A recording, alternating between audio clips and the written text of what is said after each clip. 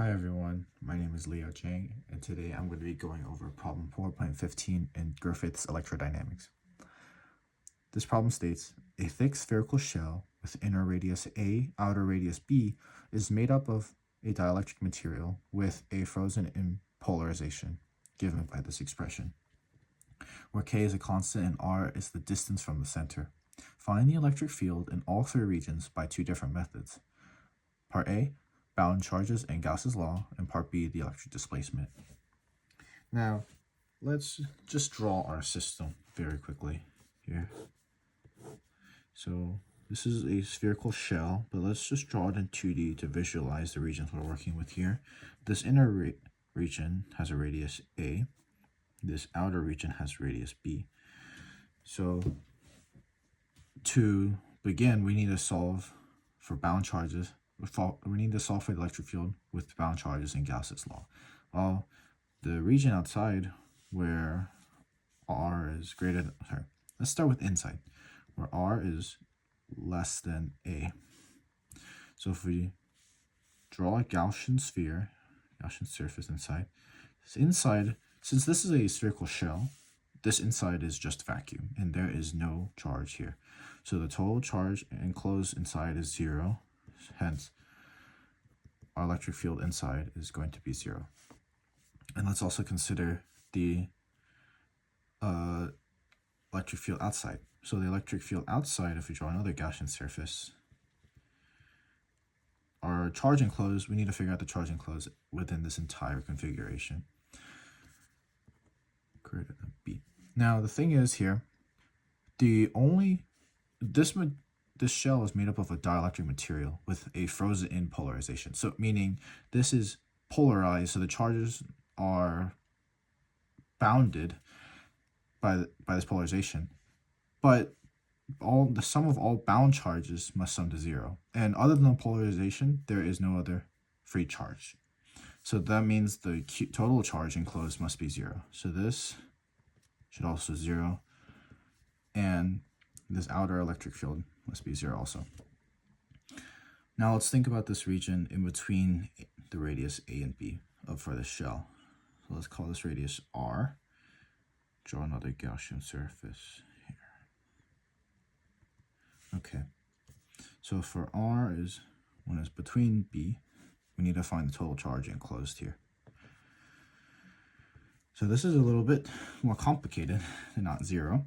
So for this Gaussian surface inside the shell between the radius A and B, you need to find the total volume bound charge within this small part of this shell that's inside this Gaussian surface that we drew here.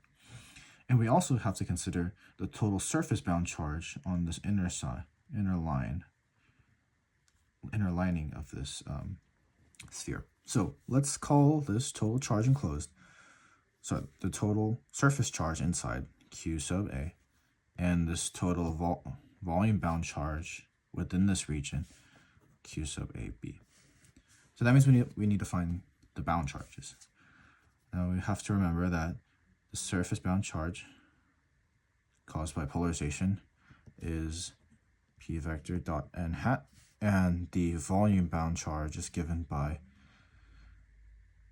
let me write this out, the negative divergence of the polarization.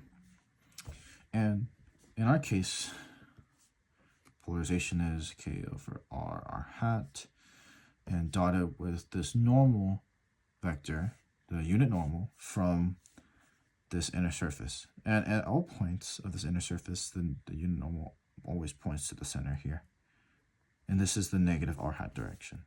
So if we dot this with negative R hat, so the R hats turn into 1, so this becomes negative K over, and this has to be evaluated at R equals to A, since our surface lies at radius equal to A.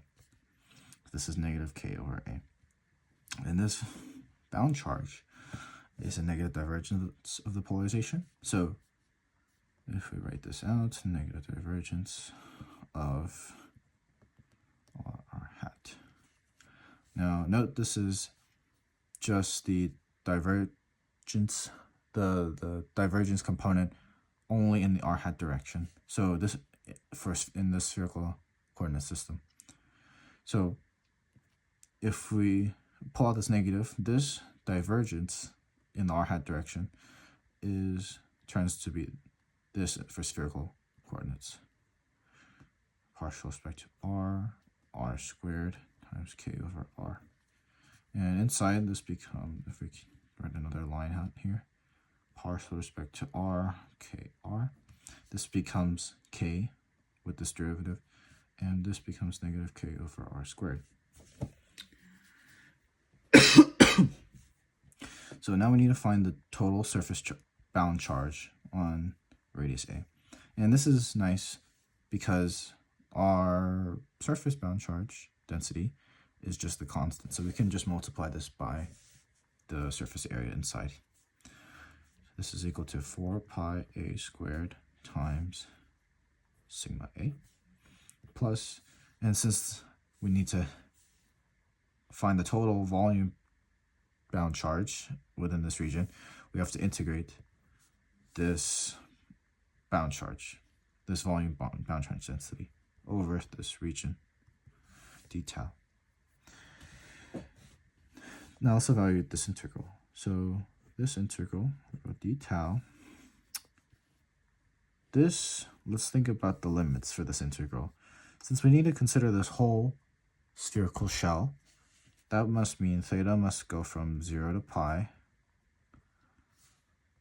phi must go from 0 to 2 pi, and since we are only integrating this volume bound charge density within this region, so that's when the radius is starting from A up to the radius of this Gaussian surface, little r.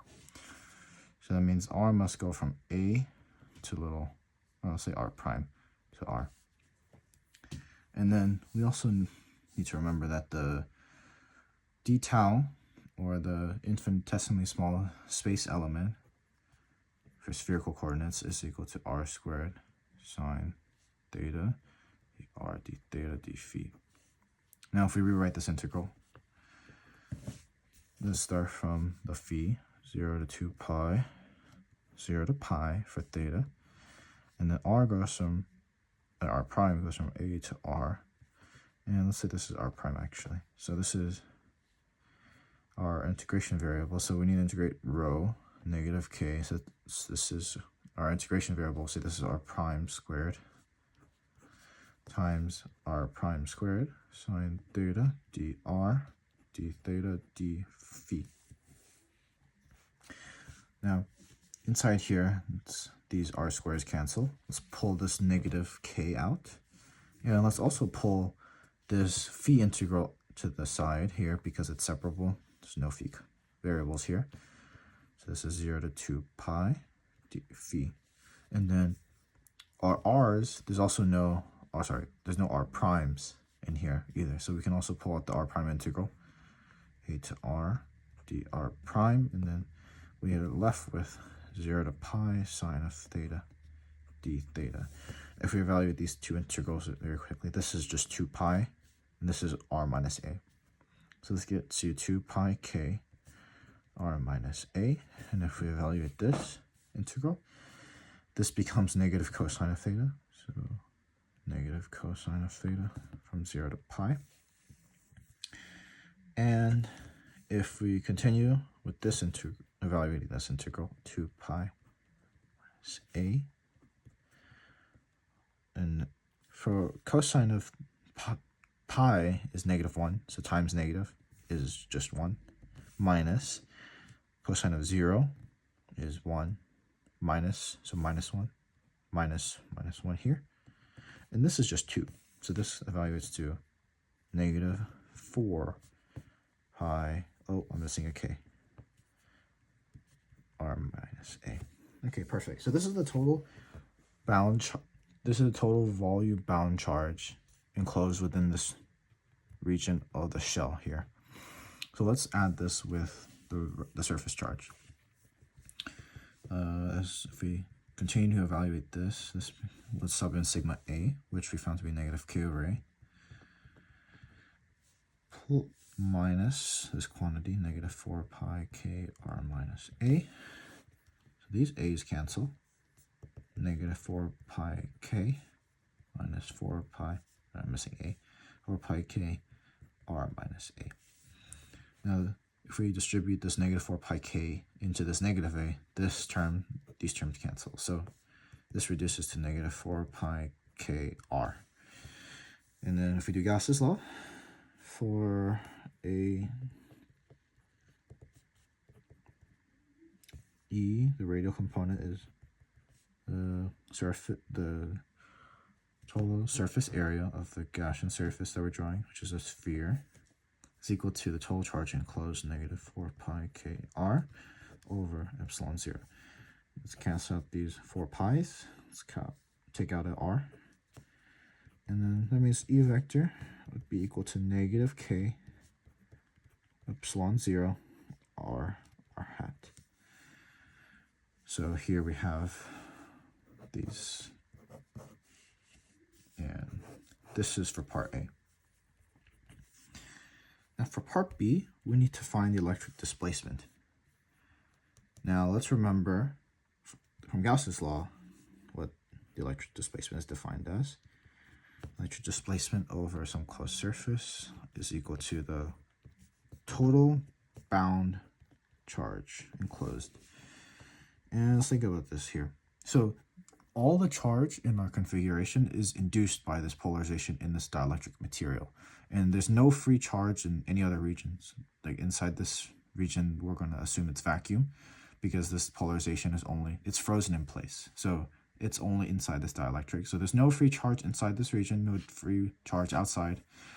So the only induced charge or bound charge is here. So there's no free charge. Therefore, any Gaussian surface we draw from this origin is going to have 0 free charge. So that means this free charge enclosed must be 0. Now, if we know this is the case, this implies that D must be 0. And that's it for electric displacement. To solve for the electric field, we'll have to remember that we can alternatively write an expression for the electric displacement as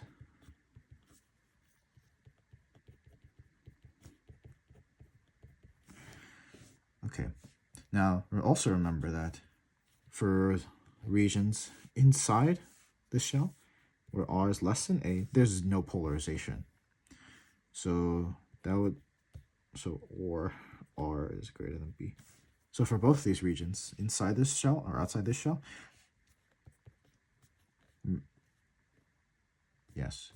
there's no polarization happening because it's frozen inside this dielectric material. So there's no polarization here inside this region or outside this region. So if we say the polarization is 0, then the electric displacement is epsilon naught E. And then we just establish the fact that electric displacement is 0. So that means electric field equals 0 for both these regions. Now, for this dielectric region, the only difference is that there's a polarization occurring. So if we do the same thing here, so for R is in between A and B, there's a polarization. So we still have to remember electric displacement is actually still 0 for all R. So if we know this, then